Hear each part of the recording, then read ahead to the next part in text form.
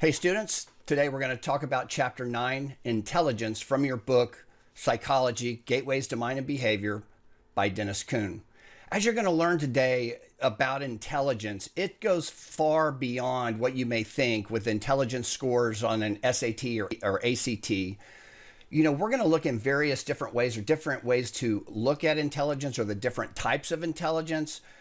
And what I want to emphasize is that your success is not solely determined on what some people believe as intelligence, but your test score is very important. The way that intelligence is measured can make a huge difference in what college you go to and also what career you may be accepted into. So basically, the way that intelligence is measured or tested then is important, even though it may not be accurate. To really predict your success, it is something that is a tool that's being used in not only for college institutions, but also for certain jobs that you may apply for one day. And before we get started, I wanted to really say something specifically to my students, of course, that are dual credit students taking this course in high school. I want to ask you the question, how has your life been so far? I know that sounds kind of like a strange question, but I mean, seriously, how has your life been so far? Has it been difficult? Have you come across adversity? I know I've had conversations with quite a few of you, even though this is an asynchronous course. I realize that there are a lot of struggles that you go through. And I want to ask a question, do you want a better life? Do you want to make a difference? Do you want to change the direction of your life? In the syllabus, and even at the beginning of this course, I said if you pay attention, you do the work, this course has the chance, the information that you learn can change the direction of your life. And I mean it. I realize we're covering a lot of material in a very short period of time, and I know it can be overwhelming also at times. Life can be overwhelming. I also understand, of course, after having conversations with many of you, that you haven't had the easiest path to get here. I can relate more than you may realize.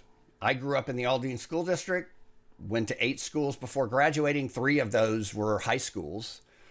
And I lived with actually 3 different families, and even for a short period of time in my car during my first year at college.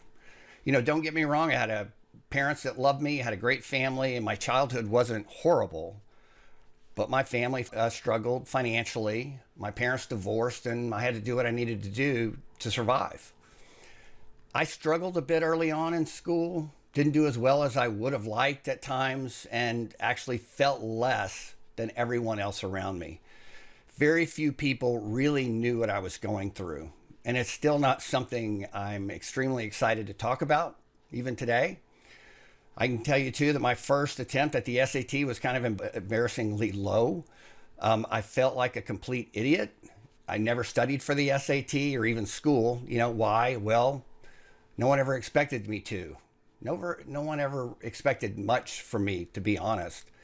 And I tell you this because I want you to know, no matter what you've been through in life, your past, it doesn't define you.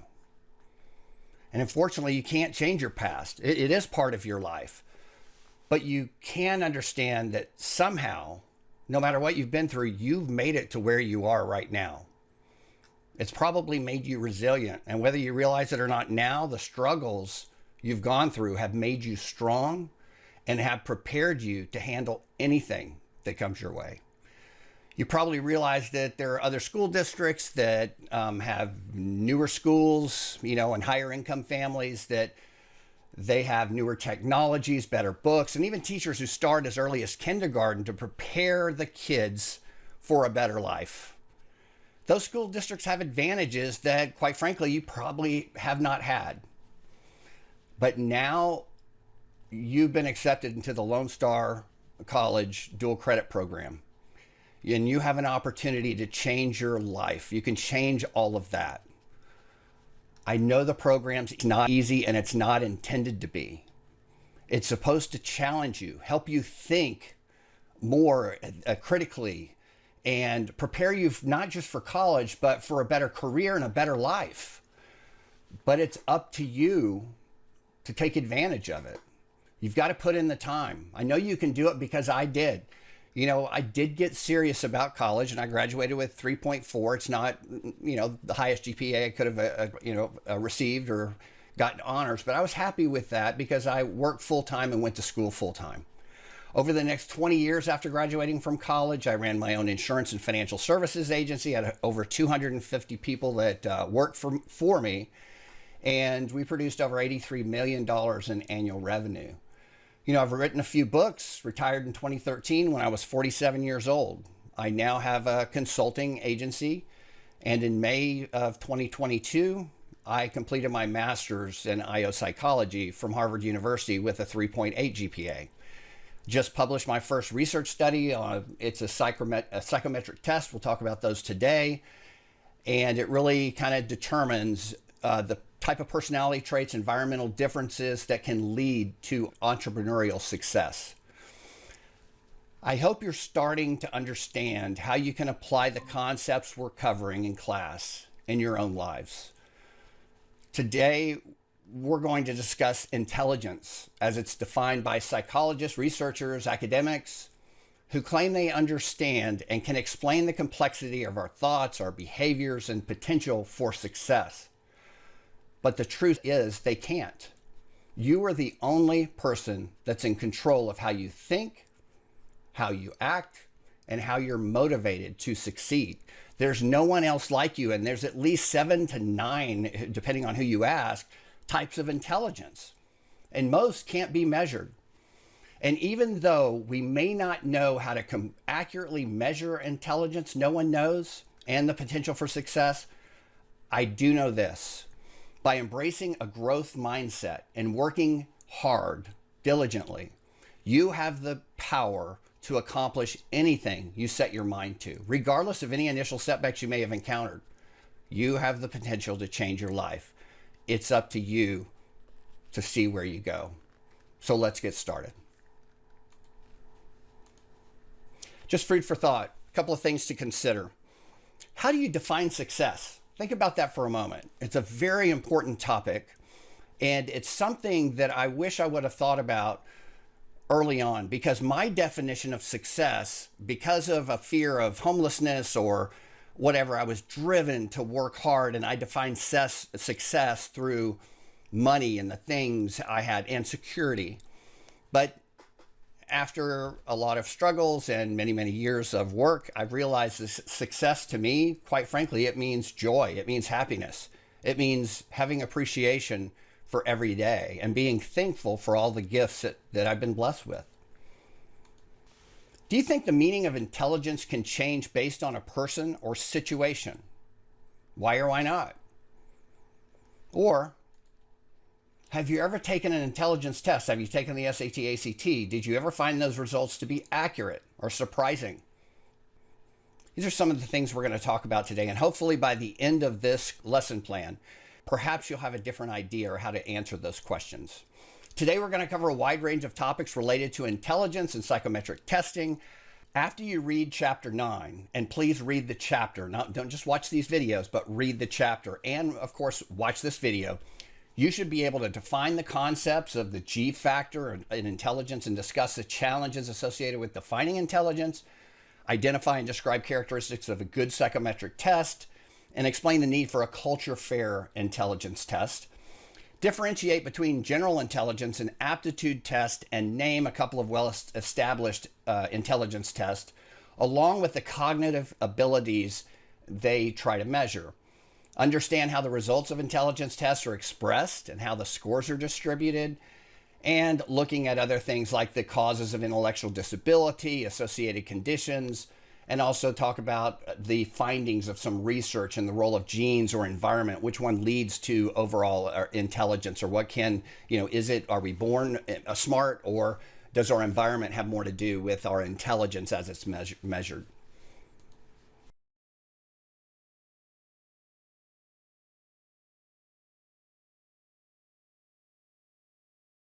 Welcome to Chapter 9, Intelligence by Kuhn, Mitterer and Martini. In this short video summary, we delve into the profound complexities of intelligence, aiming to transcend conventional perceptions and celebrate the diverse tapestry of cognitive prowess. As we journey through this transformative exploration, It is imperative to embrace the empowering truth that intelligence transcends narrow definitions of being book smart, gifted, or possessing a high IQ. You undoubtedly possess a unique constellation of cognitive strengths that defy conventional metrics and hold boundless potential for shaping your own path to success and fulfillment. Let's begin. Have you ever taken a test and felt unintelligent or less capable than your peers? What is the test measuring, and how will the results be used to help or even hurt you? Why do universities and even employers place so much emphasis on intelligence when most experts agree that real intelligence cannot accurately be measured? Intelligence as a term seems ubiquitous, yet its definition remains elusive. At its core, intelligence refers to the capacity to learn, understand and apply knowledge, solve problems, and adapt to new situations. It is this innate ability that sets humans apart in the animal kingdom. However, measuring intelligence is a complex endeavor. Traditional intelligence tests offer a narrow scope, focusing primarily on linguistic, logical, mathematical, and spatial abilities. This brings us to the G factor in intelligence. The G factor, or general intelligence, is a construct that summarizes the commonality among various cognitive abilities. Yet, it is not without its challenges. The G-factor theory has been criticized for oversimplifying the multifaceted nature of intelligence. In a response to such criticisms, Howard Gardner proposed the theory of multiple intelligences. According to Gardner, intelligence is not a single entity but a collection of distinct types, such as musical, bodily, kinesthetic, interpersonal and intrapersonal intelligence, to name a few. This theory broadens the horizon of what we consider as intelligence. In a world as diverse as ours, there is a pressing need for culture-fair intelligence tests. Culture-fair tests aim to minimize cultural bias and provide a more accurate measure of an individual's cognitive abilities.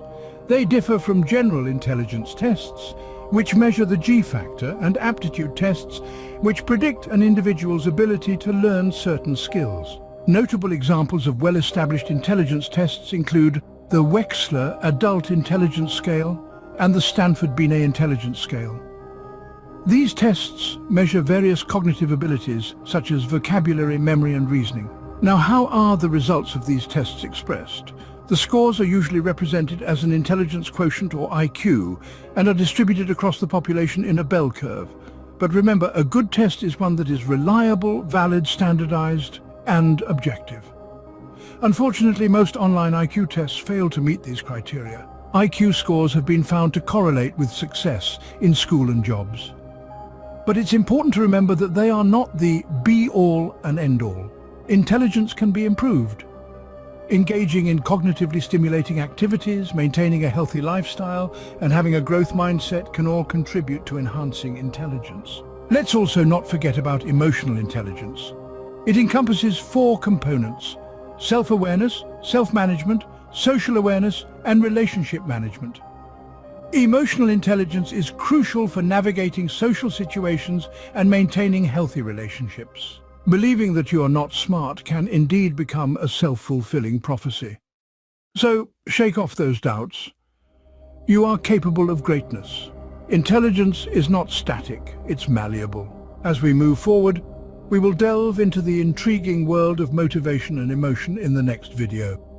Remember, intelligence without motivation is like a car without fuel. It doesn't matter how smart you are, without the drive to make a difference, your intelligence remains untapped.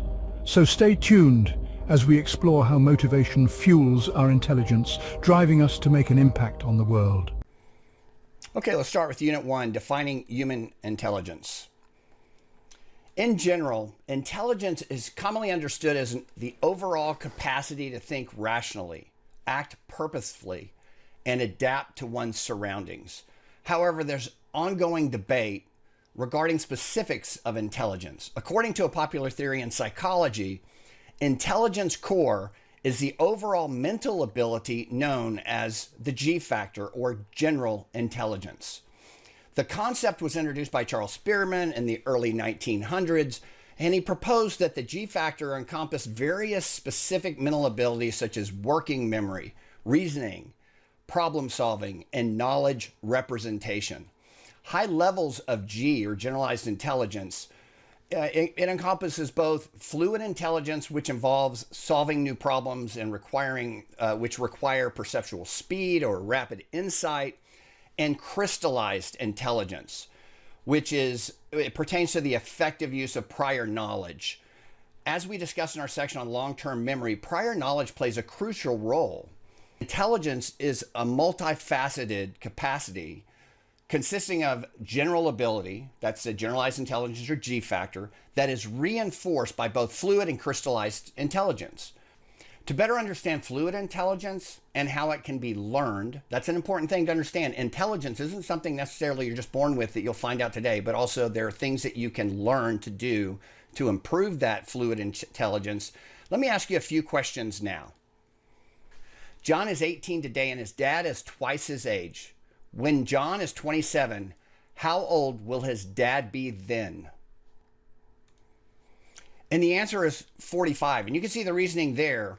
His dad will be twice when John is 27, his dad's going to be twice his age. Since John will be 27, his dad is currently twice his age. We can calculate it by looking at his age as 18 times 2 for twice his age, which is 36. Therefore, when John is 27, his dad will be 63, which is the 36 plus the 27. So the answer is 45 years old.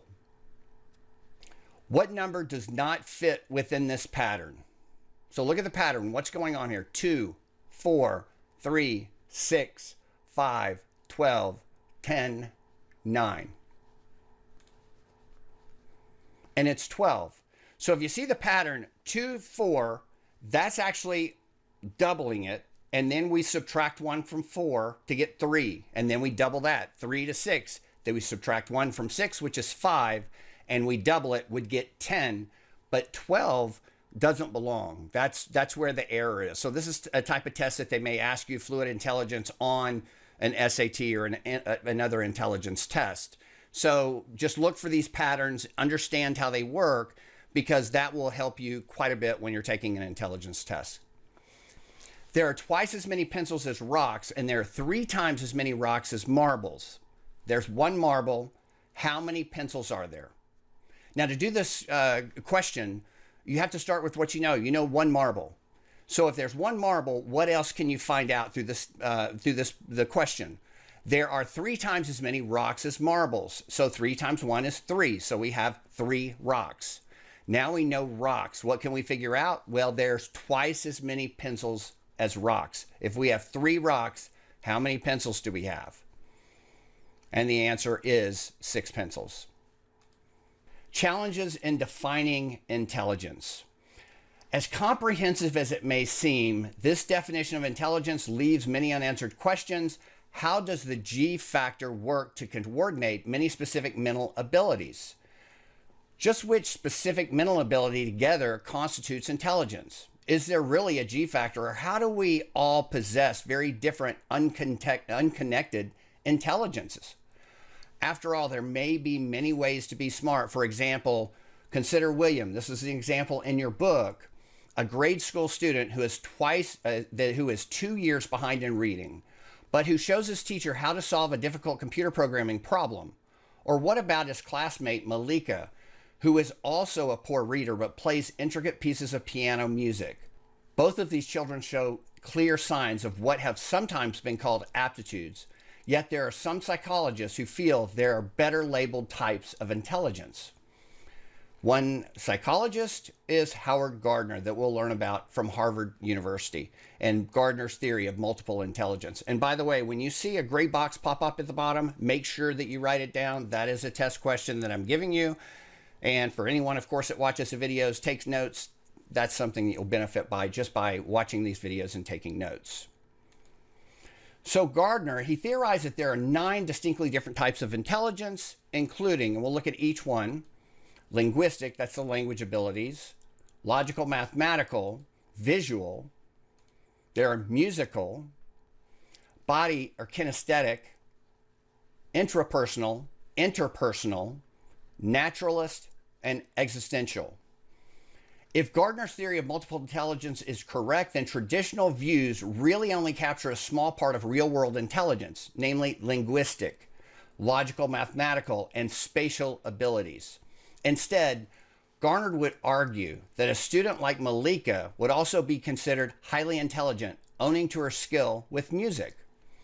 There are some criticisms of multiple intelligence, or this theory, Gardner's theory, and that is that a lot of people, the critics, argue that his definition of intelligence is too broad, and that his 8 or 9, whatever you look at, there's 9 usually, and sometimes that's shown as 8.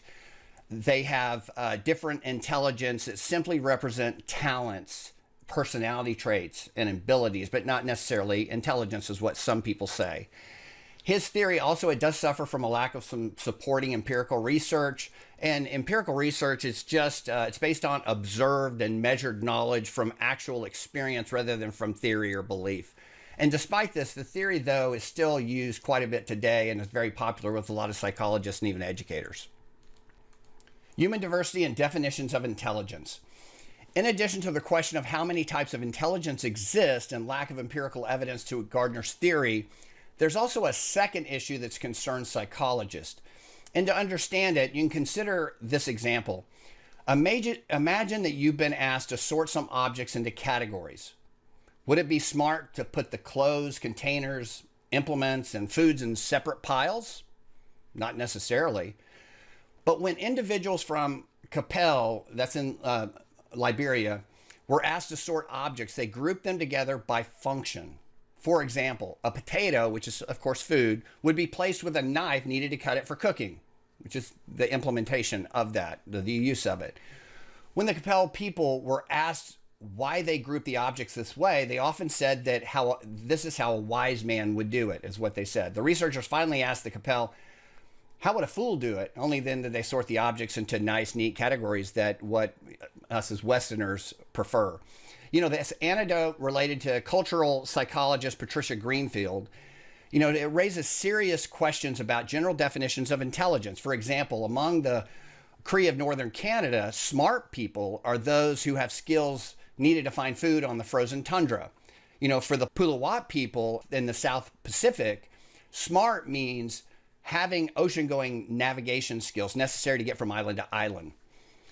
You know, such a view of intelligence central to the ideas put forward by Robert Sternberg, who argues that an important component of intelligence is related to our ability to demonstrate skills that are practical or useful in the environment where we live. That's important to understand that too, or to write that down. That is his definition, or what he says, it's important to where we live. He's best known for his research on intelligence and love, cognitive styles, creativity. And he has that triarchic view, that theory of intelligence that, you know, we're going to see here in a moment, which focuses or refers to successful intelligence, which is comprised of 3 elements: analytical intelligence, that's problem-solving abilities; creative intelligence, that's using our prior knowledge and skills to deal with new situations or novel situations; and practical intelligence, which is the ability to adapt to a changing world. Robert Sternberg's theory on love is kind of what I have on the screen here.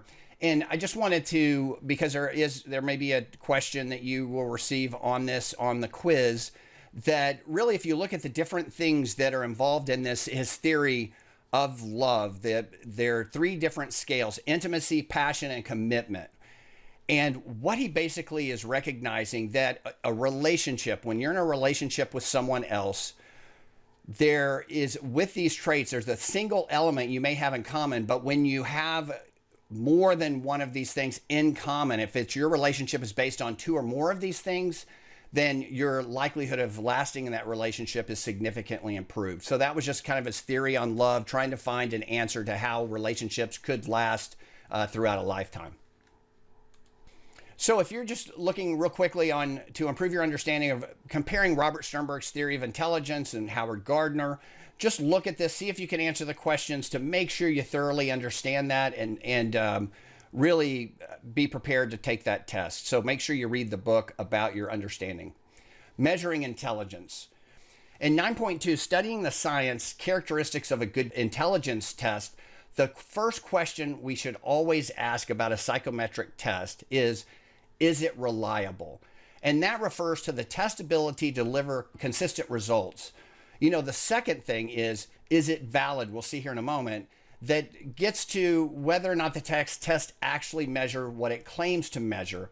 And third, we want to ask whether the test can accurately assess a diverse group of people. We want to make sure it's not just it's relevant, but it also is applicable to different people. We can be a bit more certain of this if the test has been standardized. So we'll learn more about standardization later. And finally, we'll also want to know whether the test was objective. In other words, the results, are they interpreted the same way by many people? So if we have different people that are looking at people's test, are they testing it in the same manner? So there's not one person giving results in one way and another person a different way. It's important to note that a vast majority of IQ tests that you hear about that you can find on the internet, they're not going to meet these standards. The test may have some entertainment value like the Myers-Briggs and some other 4-quadrant tests. These are really tests that aren't predictive. They're more of a preferences. They're great conversation pieces. They're great to use in an interview to start a conversation. But when companies use that type of test like Myers-Briggs or some of these other 4-quadrant tests that are more of a preferences, someone's individual preferences, what they like, then if they're using them for determination who they should hire, that's when it really becomes an ethical issue. We'll hopefully have time to talk more about that later. So let's look at reliability. If you weigh yourself several times in a row, a reliable bathroom scale gives you more or less the same weight each time. Likewise, a reliable psychometric test must give approximately the same score every time a person takes it. Your personality should be relatively consistent, is what most people believe. It's not going to change just from one place to the other. It's pretty stable. To check the reliability of a test, we could give it to a large group of people. Then each person could be tested again a week later, and we establish what's called test or retest reliability to make sure before we introduce it to the public, we make sure it is reliable. We may also want to know whether the score on one half of the test items match scores. They match the scores with the other half. It's called split half reliability. This is done a lot if your sample population for your test, when you're looking at the validity and you're seeing if it actually measures what it is supposed to measure, and you don't have enough people, participants to take the test. That's when it's usually done. So you'll take your, just random order. One's on the left, one's on the right, sort them alphabetically. It doesn't matter, but just have it random and see if one side, if it's the exact same, like flipping a coin, it's another way to validate some of the reliability of that test. If two versions of a test are available, we can compare the scores of one version to scores on another one, which is equivalent form reliability. So it may be a test that's very similar. One of the base model tests, a lot of personality tests kind of come off of, it's called the 5-factor personality profile. A lot of other tests build from that. I've built from it before. And it just means you're using validated research, or you're testing your test against that one. If some of the results are similar, then that's another way to measure the reliability of a test. In addition to reliability, a psychometric test must also have validity. In other words, it should measure what it claims to measure. Just because the test is reliable doesn't mean that it should be trusted. Test validity is also important. To see why this is the case, try creating an IQ test with 10 questions that only you could answer. Your test would be very reliable because you know the answers. Every time you take it, you get 100%. But that doesn't mean that it is valid, that other people are going to test it in the same way. So that's why it's not a great intelligence test. How is validity established? That's a great question. Validity is usually demonstrated by comparing test scores to actual performance on some other measure or criteria that's known to assess the construct that you're trying to measure.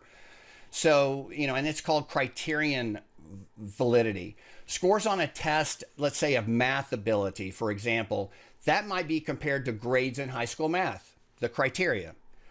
If high test scores correlate with high grades or some other standard or criterion, of success, then the test is more likely to be valid.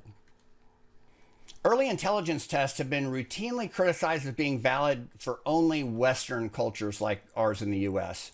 As I mentioned earlier, cultural values, as well as knowledge, language patterns, traditions, that can greatly affect performance on tests designed for us or for people in the Western cultures. And there was a psychologist, Jerome Keegan. He once remarked, if the Wechsler, you're going to hear about the Wechsler and the Binet intelligence scale, if they were translated into Spanish or Swahili or Chinese and given to every 10-year-old Latin American or East African or child in China, the majority of the IQ scores would be in the what's called intellectually disabled range. And that's not the case. Currently, we know that children from those other cultures are very smart, but they don't learn, or they don't have the same type of knowledge from the culture that we have. So it's not a great measurement or predictor of their intelligence. If we want tests to be culturally fair, in view of such problems with validity, psychologists have tried to create what's called culture fair intelligence tests that do not have disadvantages for certain groups. A culture fair test is designed to minimize the importance of skills and knowledge that may be more common in some cultures than in others. The value of creating such a test lies in not just in testing people from other cultures. They are also useful for testing children in the U.S. who come from poor communities, rural areas, or ethnic families. So on the screen, you see there's a series of a couple of different problems. So on the left-hand side, on A, which pattern correctly continues a series of patterns shown at the top left? So can you figure that out? It's probably kind of easy in Western civilization because we're familiar, of course, with clocks and things like that. But what would you think would be the next? And then also on B, if you see B, what is the next pattern where the question mark is? What should be in that question mark? So look at that real quickly. So the A is, of course, should be number 4, because you see that the blue dot is kind of going in a counterclockwise motion. And if you see that's at 11, 7, 4, and then the next blue button would be where the number 4 was. It's not just because it's, if I just said 4, it's actually like a clock would be at 1 o'clock. And then if you're looking at B, the 2 boxes below are the exact same. So you're going to assume that first box is going to be identical. So the answer would be block number 1. Very basic, but this just tells you in some cultures it is not as basic. Let's look at some test standardization, and that basically refers to 2 things. First, that means that a standard procedure has to be used in giving the test. The instructions, answer forms, amount of time to work, and so forth have to be the same for everyone. Second, it means finding a norm. What is the norm or average score for a large group of people that are similar to the people that the test is designed to test? And without standardization, we really couldn't fairly compare the scores of people taking a test at different times. And without norms, there would be no way to tell whether a score is high, low, average. For many tests, including intelligence tests, developers actually establish norms for a variety of groups, including different age groups, sexes, and races. And there are different ways to measure intelligence tests because intelligence can be measured in different ways. In this section, what we're going to examine are 3 different ways. One is general aptitude test, the Stanford Binet test, and the Wechsler scale. So a general aptitude test. I'm going to give you an example here. As a child, and this was in your book, Hedda displayed an aptitude for art. Today, Hedda is a successful graphic artist. How does an aptitude like Hedda's differ from general intelligence? How is it different from general intelligence? An aptitude is a capacity for learning certain abilities. Persons with mechanical, artistic, or musical aptitudes are likely to do well in careers involving mechanics, art, music, respectively.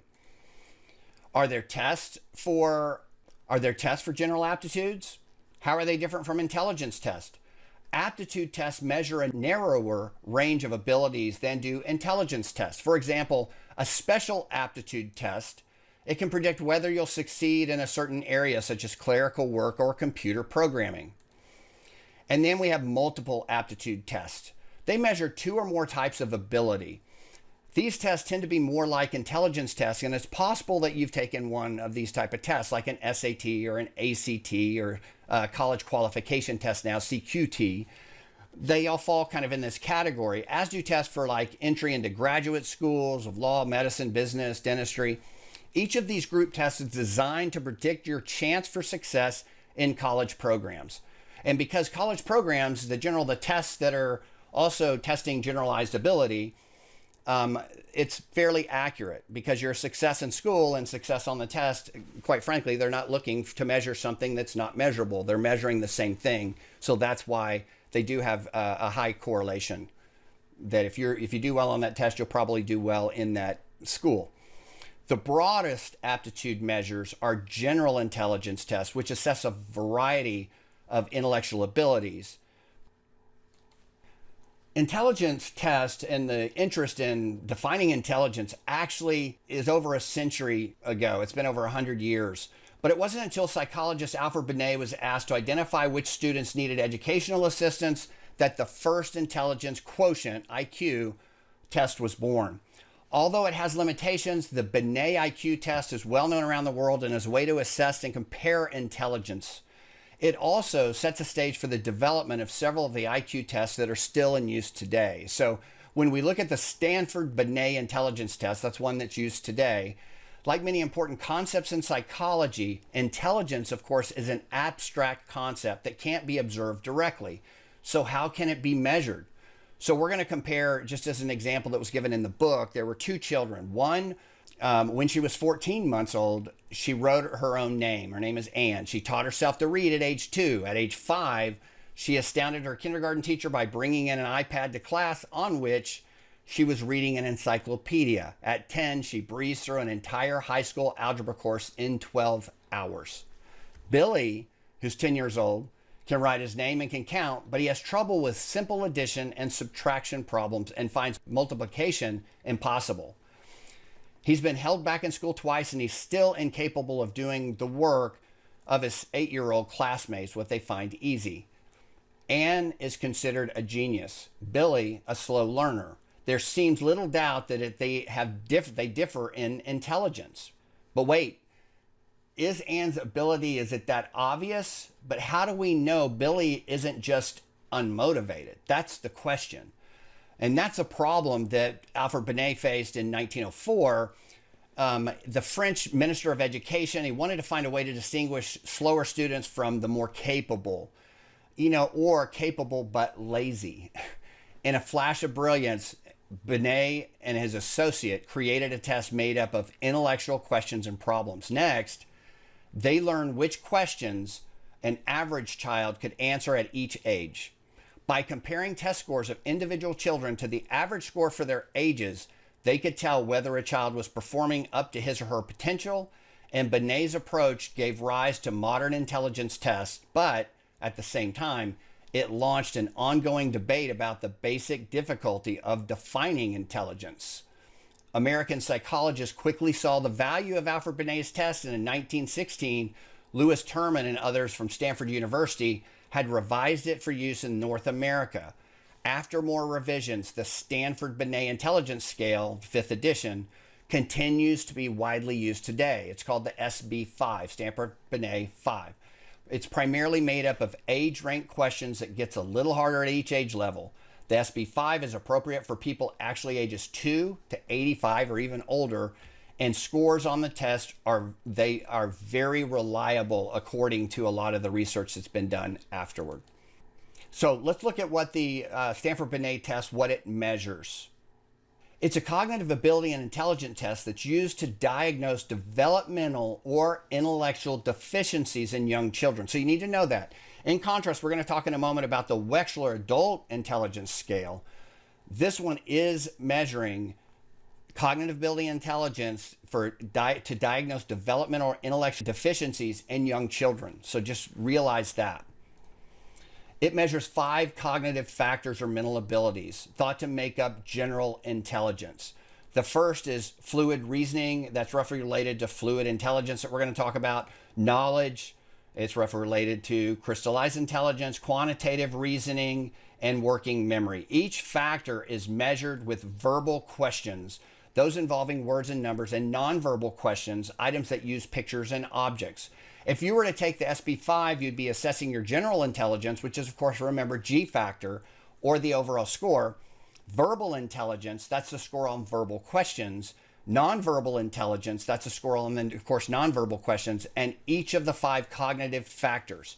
So I'm going to show you there. Here's a few examples of questions that you may get on that test. So for fluid reasoning, which are verbal questions, these are used to test your verbal reasoning. They're the ability to reason in unfamiliar situations. The adaptability is what it's looking for. So here's a question.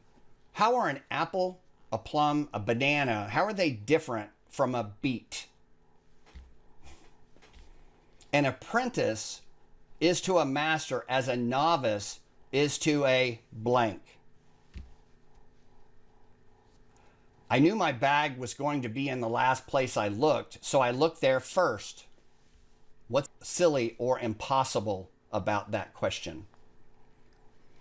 Then there are other nonverbal items that ask people to fill in the missing shape in a group or shapes that tell a story that explains what's going on in a series of pictures. And then the knowledge questions. They assess the person's knowledge about a wide range of topics. Questions like, why is yeast added to bread dough? What does cryptic mean? What is silly or impossible about this picture? For example, a bicycle has square wheels. Then there are quantitative reasoning questions. And these measure a person's ability to solve problems involving numbers. Here are some examples. If I had 6 marbles and you give me the other one, how many marbles will I have? Given the numbers 3, 6, 9, and 12, what number would come next? If a shirt's being sold for 50% of normal price and the price tag is 60, what is the cost of the shirt? Some of these, of course, are very easy and they get harder with age. Modern intelligence tests are widely used to measure cognitive abilities. When properly administered, such tests provide one potential operational definition of intelligence. So we have visual spatial processing. People who have strong visual spatial skills are good at putting picture puzzles together and copying geometric shapes like triangles, rectangles, circles.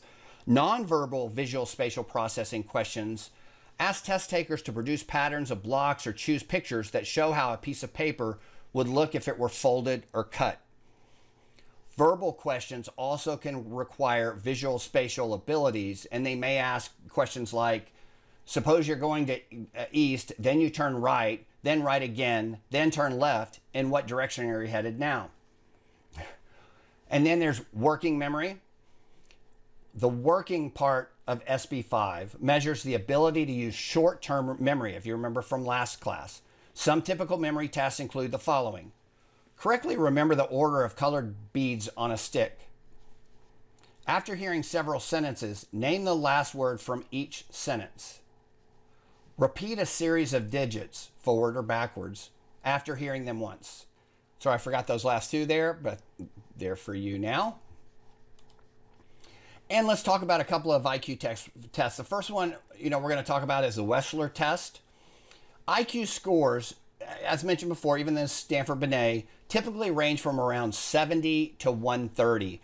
And 100 is being the average score. So from whatever age someone is, what they try to do when they create the norm is to make 100 right in the middle. Anything below that is below average. Anything above 100 is above average. The concept of mental age, which was used to calculate IQ in the past, refers to the age at which a person is performing intellectually. For instance, if a 10-year-old child performs as well as an average 12-year-old, their mental age would be 12. The mental age is then divided by the chronological age and multiplied by 100 to calculate the IQ. However, that's not really how it's done today. They no longer rely on mental age calculations. Instead, they have scores based on statistical comparisons to people within the group. And so it is a little bit different than that. But, the Stanford-Binet, just really to realize with Wechsler and other ones, that's not the only test. We do have the alternative. And also this Wechsler Adult Intelligence Scale. It's also called the WAIS. WAIS-4, because it's the WAIS 4. And there's also a version for children that's called the Wechsler Intelligence Scale for Children, 5th edition. So you'll see the WISC for that -5, the Roman numeral 5 for the 5th edition. Like Stanford-Binet, the Wechsler test yields a single overall intelligence score called a G-factor score. In addition, the tests also have separate scores for performance on nonverbal intelligence and verbal intelligence, the language or symbol-oriented intelligence. And let me provide a couple of questions now. So in addition to general intelligence tests, there are also performance intelligence tests. Performance IQ is a score derived from the administration of selected subtests from the Wechsler intelligence scales designed to provide a measure of an individual's overall visuospatial intellectual abilities. So an example of a performance test could be composing a few sentences and an open-ended short response, developing an analysis and an essay, conducting a laboratory investigation, or curating a portfolio of student work, or completing original research. Those are some of the specific intelligence scales that could be used to test visuospatial intellectual abilities on a performance test. So in statistics, if you remember that early on in class, that a correlation or dependence is any statistical relationship, whether they're causal or not, so between two random variables or bivariate data. So, and the closer the R, that factor is to +1, the stronger the positive correlation. The closer to -1, the stronger negative correlation is between those two variables. And if it's perfectly 1 or -1, it's a perfect correlation. So correlation coefficients, whose magnitude is like 0.5 and 0.07, indicate variables which can be considered moderately correlated. If they're 0.5 to 0.7, correlation coefficients whose magnitudes are between 0.3 and 0.5 is actually considered a low correlation. So for 0 in the middle, +1 over here, -1 on the other side. The closer it is to the 1, the higher the correlation. The closer to 0, the lower the correlation. And then we have what's called a deviation IQ. All the IQ scores that we just talked about gives you some insight into how they're calculated. It's no longer necessary to directly calculate IQs. Instead, modern tests use what's called a deviation IQ. And they give you a table, or there's a table supplied with the test, and it actually is used where you have the number to convert a person's relative standing in that group to an IQ score.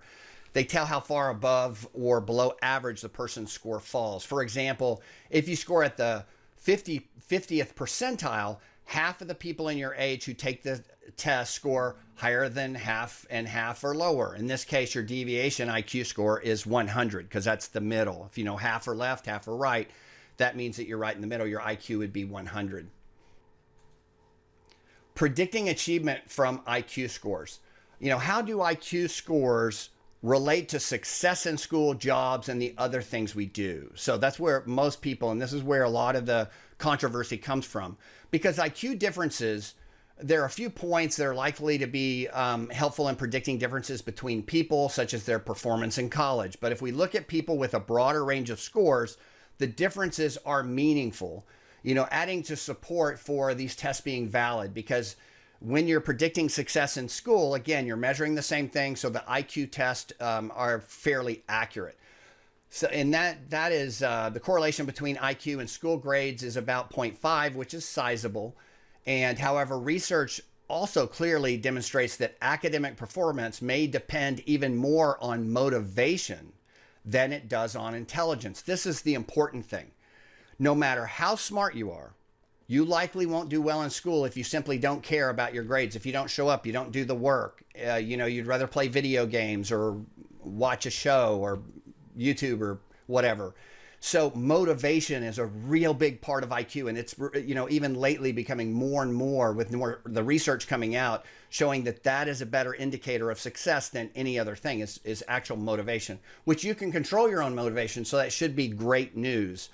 And the same is true of success in the real world. So when you're working, the motivation is the #1 contributor to success at work. Doesn't have as much to do about IQ on these tests as it does about motivation. Of course, having both is key, is great. So IQ is not the best predictor of success, especially when it comes to art, music, writing, drama, even science and leadership. Tests of creativity are much more strongly related to achievement in these areas. Now let's talk about group differences in IQ. Psychologists who measure IQ have noted that differences sometimes emerge on scores obtained by different groups, or the greatest interest have been those related to age, sex, and race. Of course, when there are differences in those scores, it's going to throw up hopefully some red flags, and they need to look at why is it that there are some differences between those groups.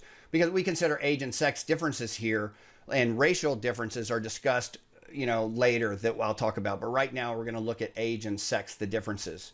IQ scores of young children are not very reliable. That is, they're not stable or consistent. In other words, knowing a child's IQ at age 3 tells us very little about what their IQ is going to be when they're an adult. However, IQs do become more reliable as children grow older. Knowing what a child's IQ at age 11 is a good predictor of his or her IQ later in life, and that is IQ measured by that type of intelligence. After middle school, IQ scores generally change very little from year to year, with a small gradual increase until about age 40, and then small, slow decline thereafter.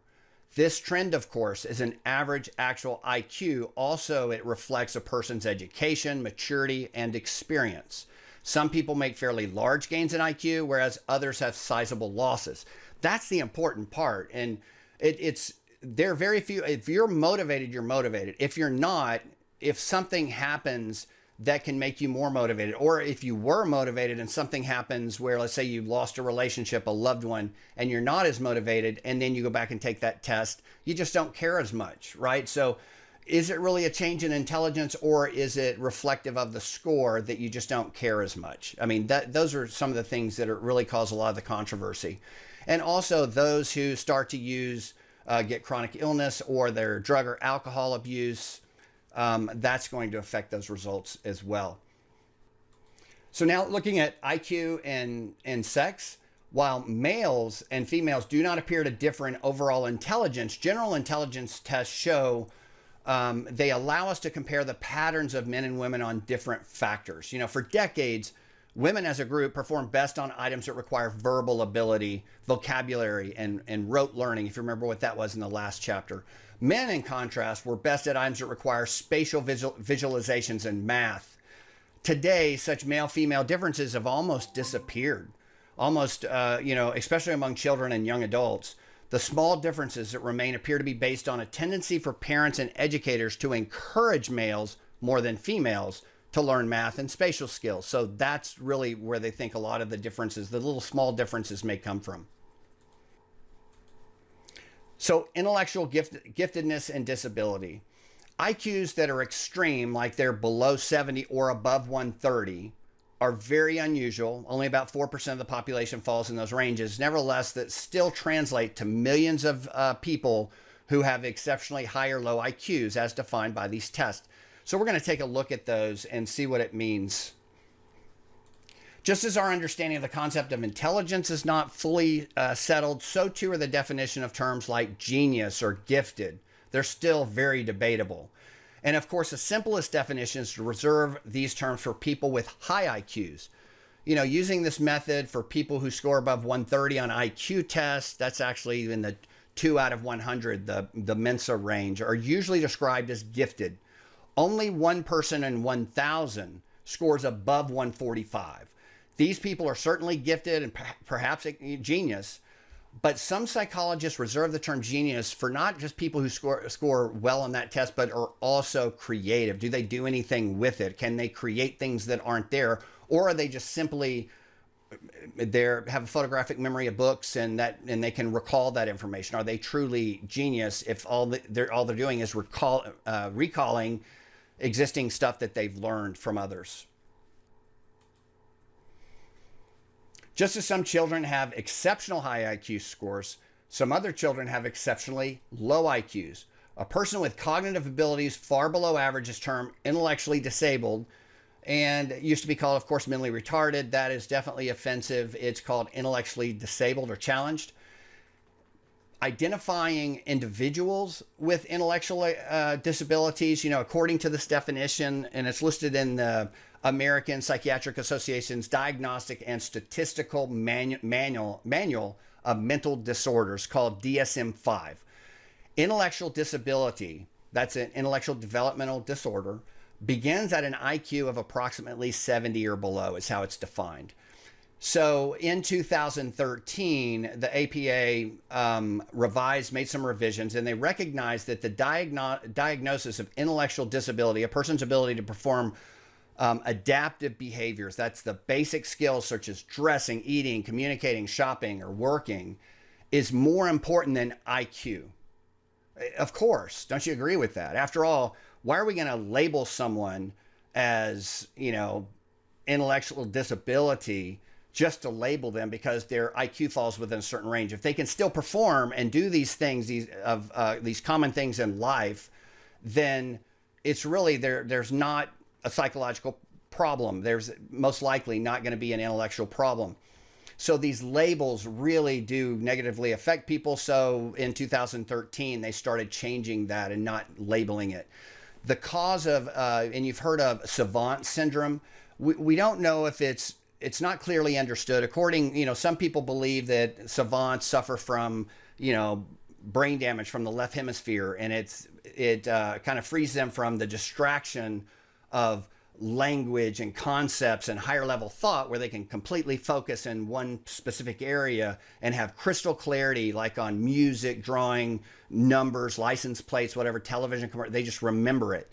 And another theory says that the performance of many of the savants result just because they have this high focus and intensity practice of thousands and thousands of hours, because that's their interest, and that's the only reason that they can be called a savant.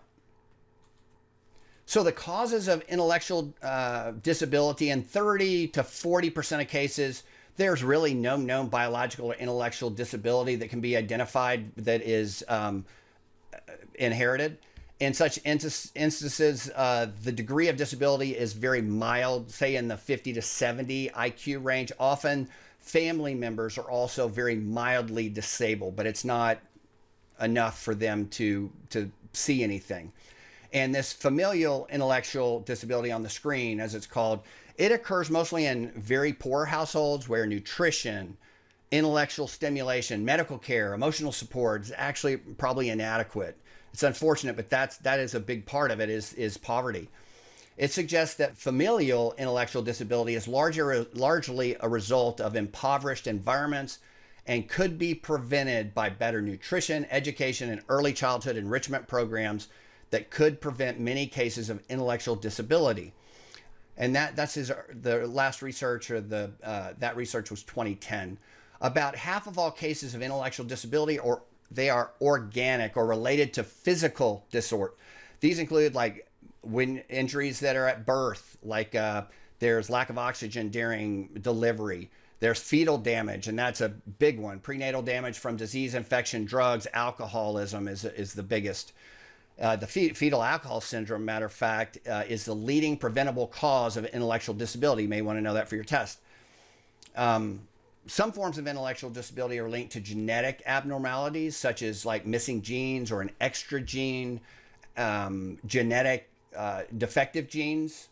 Malnutrition exposure can lead to what's called polychlorinated biphenyls, PCBs, and other toxins early in childhood that can also cause organic intellectual disability. And in many cases, no known biological problem actually is identified. So we'll look at a few briefly, some distinctive problems. Of course, Down syndrome, about 1 in 800 babies have Down syndrome, and it's the syndrome causes moderate to severe intellectual disability and shortened life expectancy of around 49 years. Now known that Down syndrome children have an extra 21st chromosome.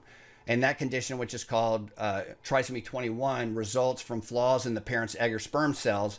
Thus, while Down syndrome is genetic, it is not usually something that is from heredity. It doesn't just run in the family. The age of the biological parents, especially in mothers, is a major factor in Down syndrome.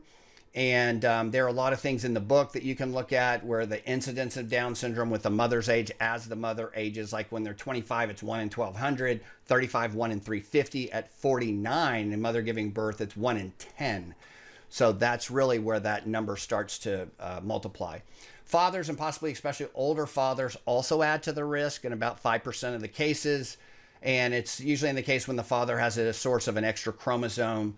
And there's no cure, of course, for Down syndrome. And these children, of course, are very, if you've known anyone with Down syndrome, very loving, responsive, positive, and they make a lot of progress in a loving, positive environment. And they can do most of the other things that kids can do, maybe a little bit slower, but very happy children live productive lives. So let's look at Fragile X syndrome, if you've heard of that. It's the second most common form of genetic intellectual disability, of course, after Down syndrome. And unlike Down syndrome, this is from heredity. It does run in families, and the problem is related to thin, frail-looking area on the X female chromosome.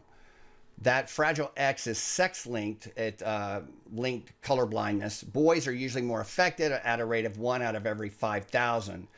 And young women exhibit the classical feature of Down syndrome, including kind of the eye shape, tongue, stocky build, a little bit more stubby hands, and deeply creased palms. Although they may be mildly intellectually disabled, they're also very loving people. So you can read more about that. And then we have phenylketonuria. It's another genetic disorder which plagues children who lack an important enzyme. And this is a destructive, that's an acid. It's a destructive chemical to collect within their bodies, and it's called PKU because it's so hard to pronounce, obviously. It's also linked to very low levels of dopamine, and that's an important messenger in the brain, of course. And if it goes untreated, severe intellectual disability typically occurs. And usually it's detected early on, routine baby exams. You can learn more about that in the book. Now we have microcephaly. It actually just means small-headedness. This person suffers from a rare abnormality, and because of this small head, forces the brain to develop in a limited space, causing severe intellectual disability. So you can read about that. And then hydrocephaly, and it basically means hydro, water on the brain, and it's caused by a buildup of cerebrospinal fluid within brain cavities. And that pressure from the fluid can damage the brain and enlarge the head. And then finally, congenital hyperthyroidism. It's usually it appears in infancy, and it results from insufficient supply of the thyroid hormone. They believe caused by a lack of iodine in the diet. The thyroid glands require iodine to function, and iodized salt has made that source of intellectual disability rare. It was a lot more common, of course, many years ago, but now when we're using iodized salt, that this is not very common at all. What's a leading preventable cause of intellectual disability? I did mention that. Do you remember? Fetal alcohol. Unit 4, genetic and environmental contributions to intelligence. Like a vast majority of our traits, psychologists agree that intelligence is a product of both our genes and environment. That's the argument with so many things, genes or environment. The question of how much each contributes, however, it's actually debatable. Some psychologists believe that intelligence is strongly affected by heredity. Others feel that the environment is prominent and it's very dominant. So we're going to examine the evidence of each very quickly. Heredity and what the influences of heredity. Studies have shown that intelligence has a genetic component, but they have not conclusively identified any single genes that have a major role in differences in intelligence. It's likely that intelligence involves many genes that may make only a small contribution to someone's intelligence. There's a lot of developmental research when we're looking at and trying to determine, is intelligence or different things, are they heredity or environment?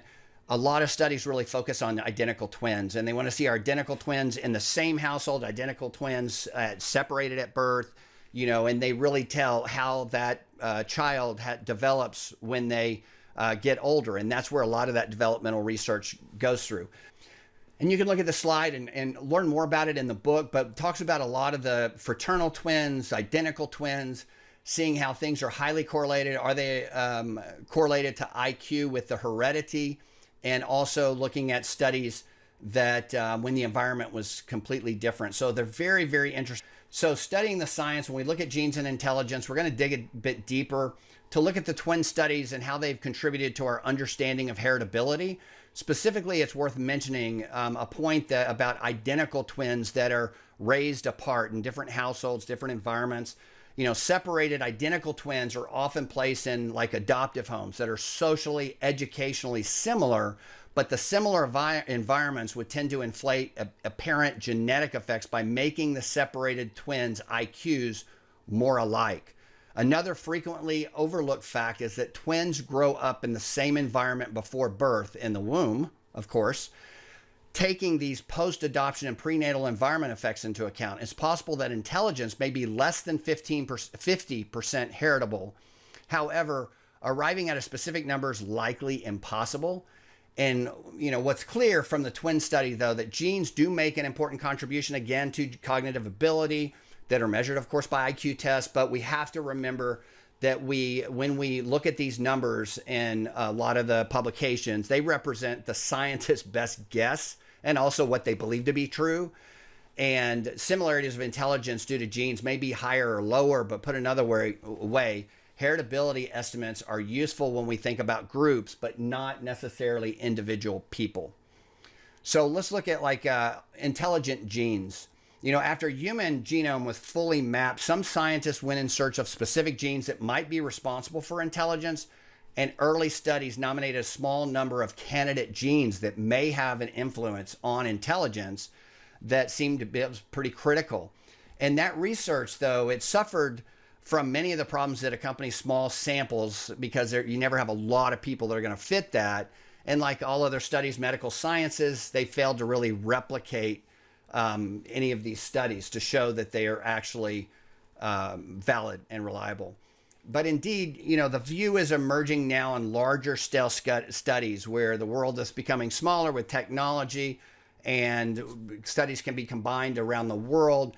And that's where a lot of the research is continuing, even to today, to see through cognitive biases also push us toward simple stories that explain the world. All the evidence still points to the fact that the story of genes and IQ is very long, very complex. It can't be understood by just looking at a few different samples. So when we look at how genes influence intelligence, if genes have a role to play in intelligence, it's reasonable to ask where and how they exert the effects on intelligence. It's probably not going to be surprising that the type of tasks included on an IQ test depend heavily on your central nervous system. That's of course, your brain, your spinal cord. But what exactly are those genes coding for? What's different about the nervous system or someone who could do well on an IQ test? So we're going to look at two related possibilities here. And the first is that genes may contribute to differences in structure of the nervous system. And the second, that differences in structure may result in corresponding changes to its functioning. So that's, looking at the effects of the structure of that nervous system, we know that our genome makes an important contribution to our human development, including development of our brain. And if you recall from chapter 2, our brain's frontal lobes are related to more complex behaviors. They appear to be responsible for executive functions, the higher level mental processes that allow us to kind of regulate, coordinate our own thought process. And so because of that, we know that there is some effect there on our brain development.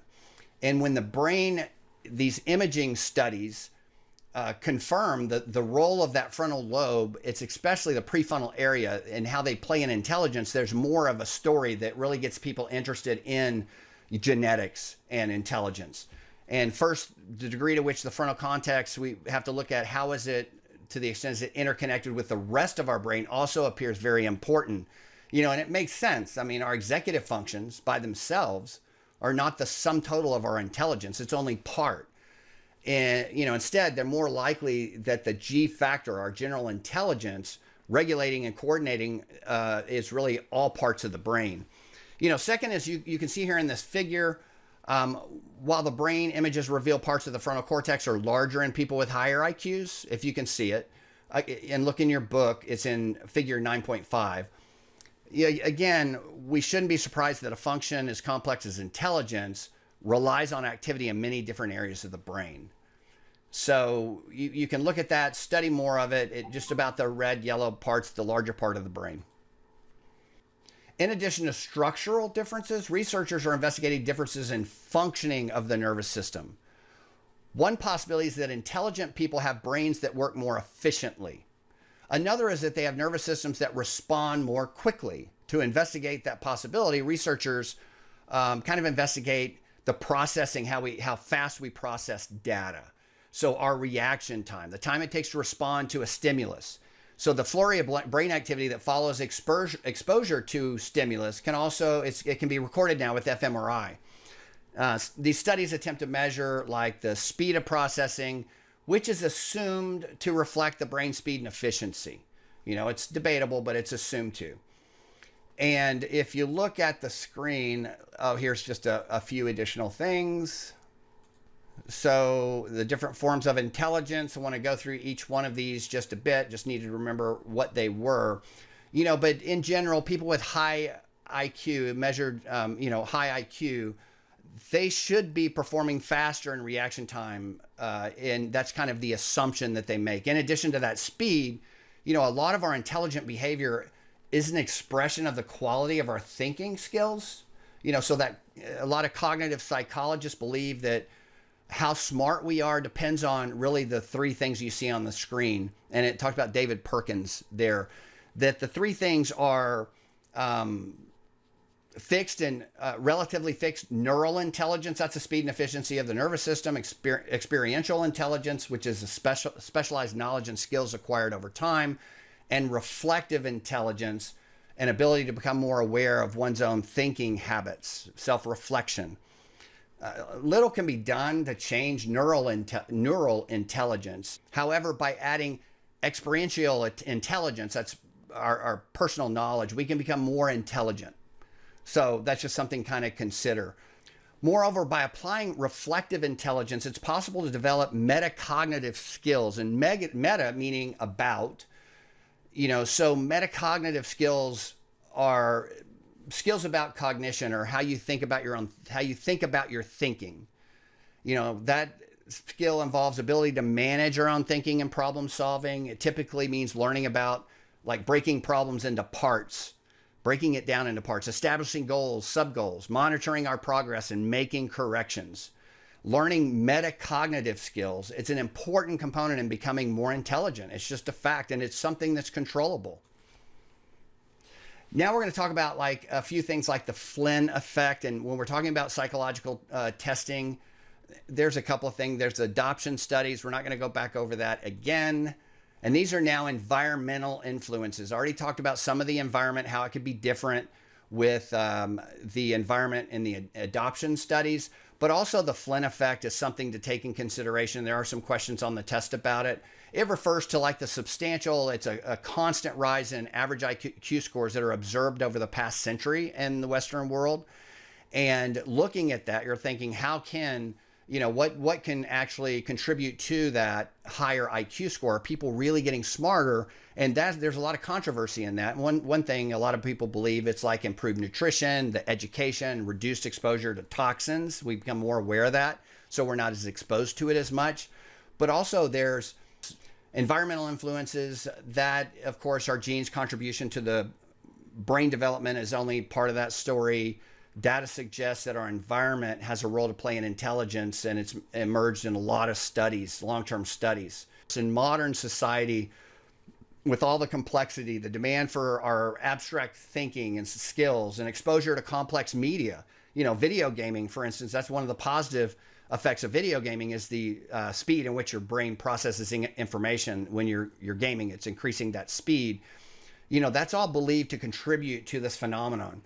And while it doesn't, you know, mean that the previous generations were intellectually disabled or not as smart as we are, it just means that our environment has helped us improve our thinking, improve the way that we're taking in data and able to interpret that data. So that's really what they look at with that Flynn effect.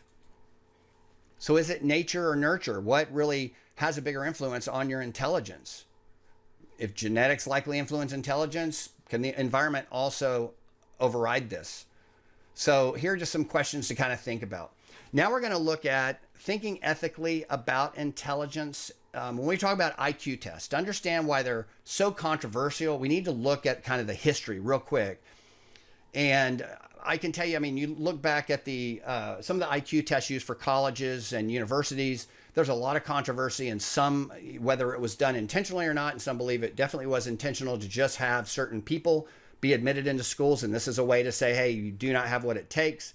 That is still subject for heated discussion, but the fact is that they are still very controversial.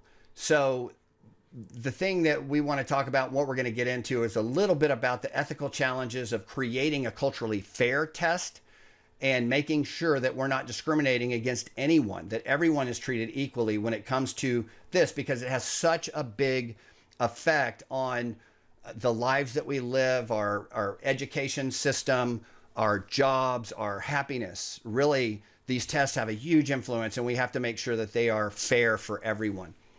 So let's first look at like race specifically. Historically, there's been a persistent belief that IQ tests are linked to race, that they're influenced, especially in the US. You know, African American children have historically scored around 15 points lower on standardized IQ tests compared to European American children. Although the gap has decreased a lot since this was really uncovered in the early 70s, still there is a difference. Also, you look at Japanese American children scored above average IQ.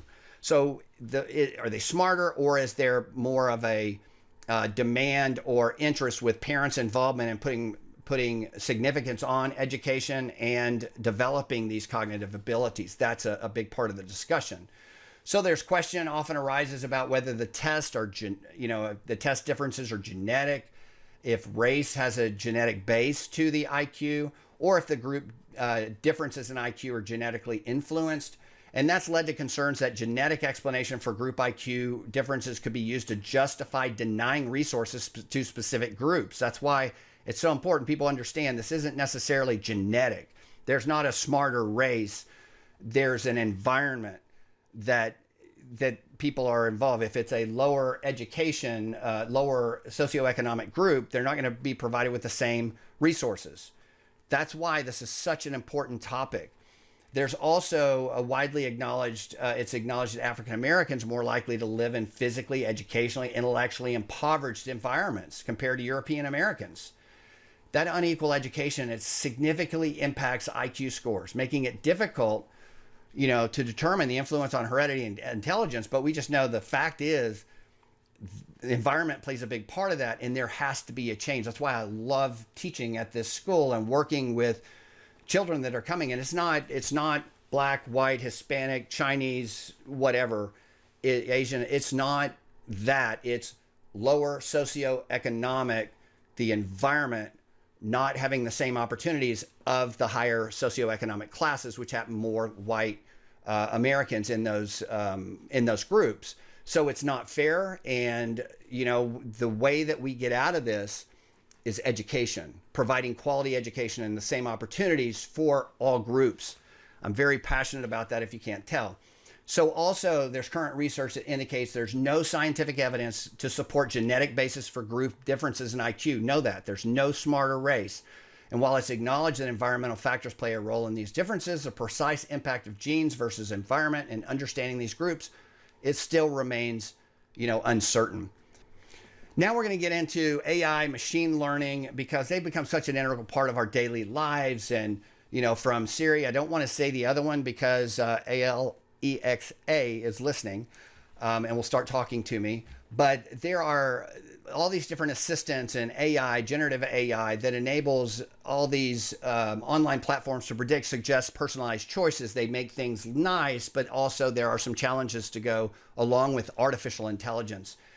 And a lot of the traditional intelligence research focus on human intelligence, but there's a dedicated group of psychologists and computer scientists been working on advancing artificial intelligence, which is, of course, increasing at a rapid rate. And initially, computers excelled specific scenarios where complex skills could be converted into clear rules for computers to follow. And you know about those. You've heard about them in the past.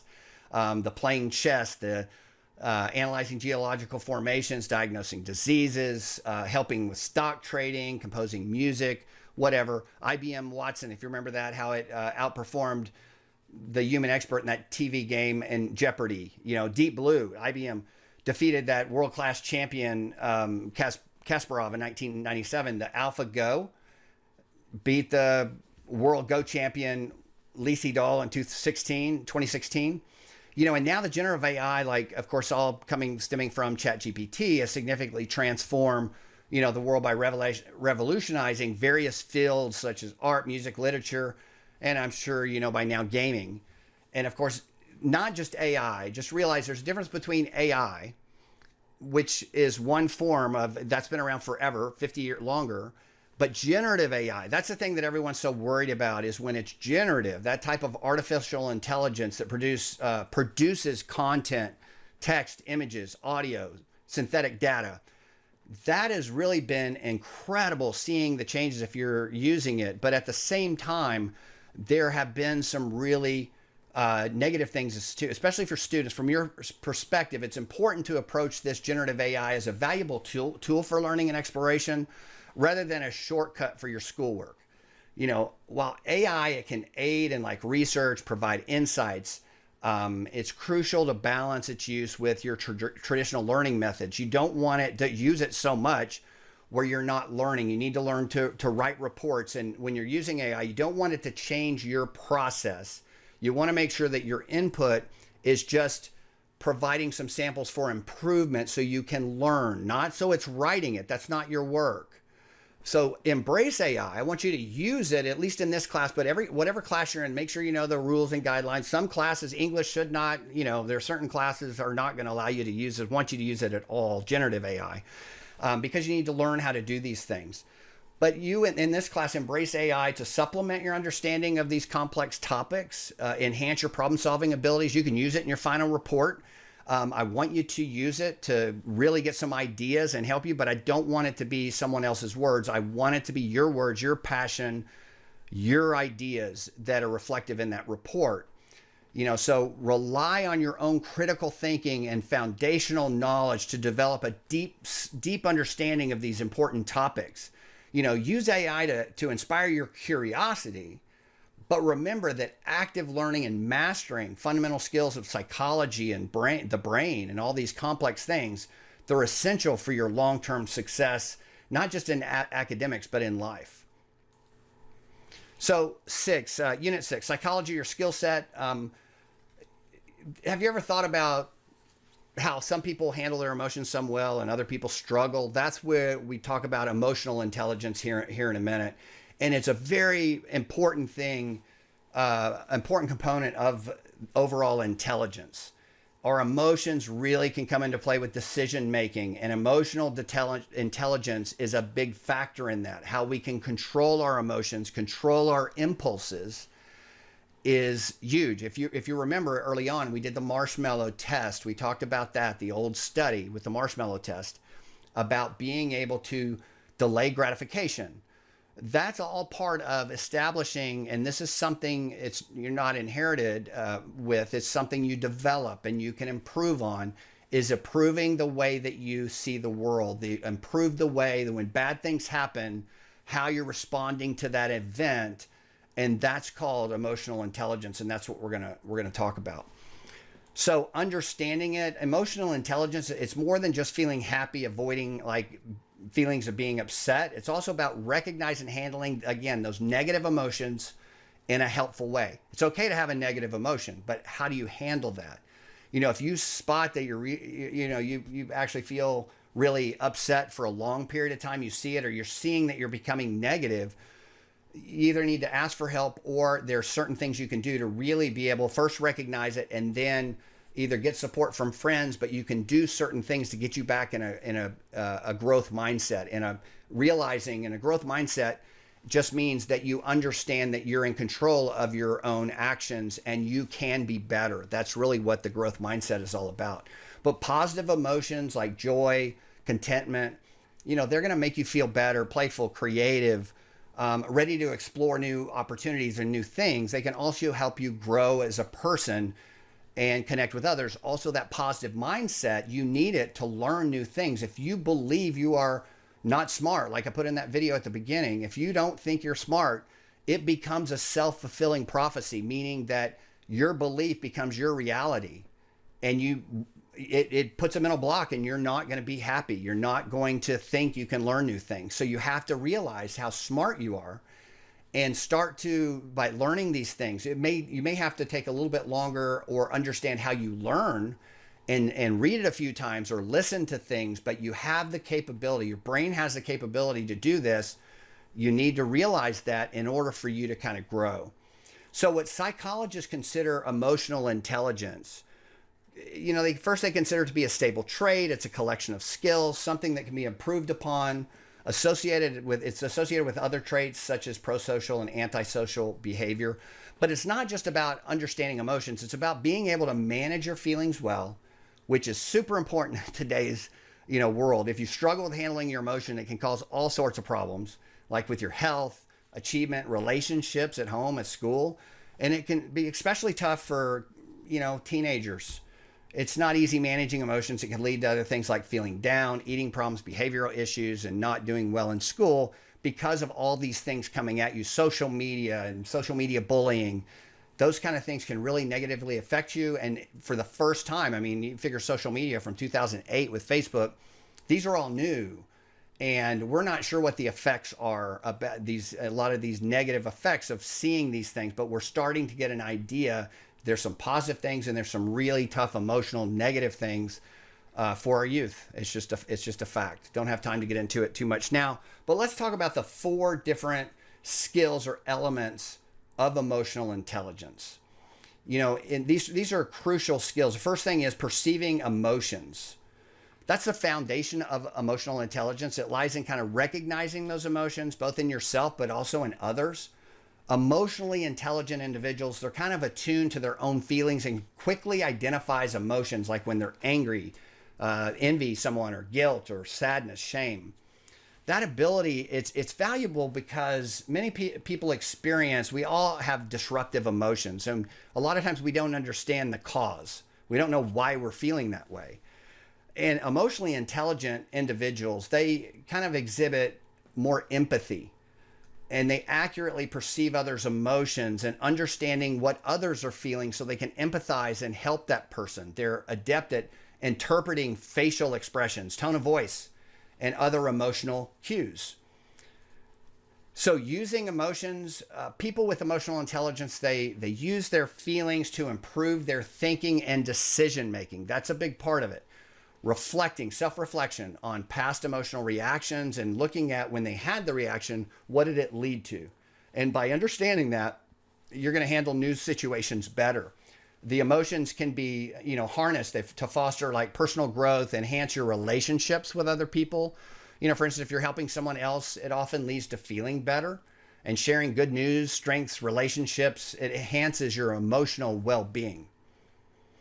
And of course, understanding emotions, that conveys it's valuable information. Like if you understand anger signals that something's wrong, or anxiety that signifies like uncertainty, embarrassment, it communicates shame, depression indicates helplessness, and enthusiasm actually reflects excitement. Emotionally intelligent individuals understand the causes of various emotions, not just the emotion, but the cause, their meanings, and potential impact on behavior. So managing these emotions, emotionally intelligence means you're involved in and have the ability to kind of regulate both your own emotion and those of others around you. It includes knowing how to calm down someone when you're feeling angry, or helping others kind of do the same, yourself and others. People with high emotional intelligence, they can modulate or control emotions based on the situation. While discussing, these discussions about like emotional intelligence, they revolve around IQ, and we're talking about intelligence. Important to recognize that emotional intelligence, it plays a significant role in our daily lives. The capacity to recognize and manage emotions effectively, it can enhance our self-awareness, improve our ability to cultivate like great relationships with other people, personally, professionally. So, when you look at intelligence, and you've got general intelligence when you're looking at book smart, and you're looking at emotional intelligence, which one's more important?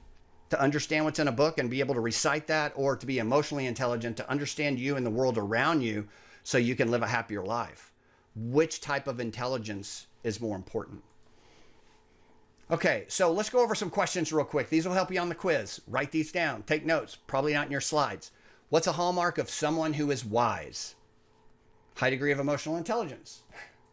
Which statement best reflects an overall lesson of the Flynn effect? Remember the Flynn effect? Be A. What can we conclude from the finding that children with high IQs tend to do better in school than children with low IQs? High IQ reveal potential does not guarantee success. You need to know that. Which factor is most important when evaluating intellectual disability? Adaptive behaviors. We already went over that one. The type of test that predicts whether you will succeed in a single area, that should tell you, it's special aptitude test. Which one of the following is one of the controversies surrounding the use of intelligence test?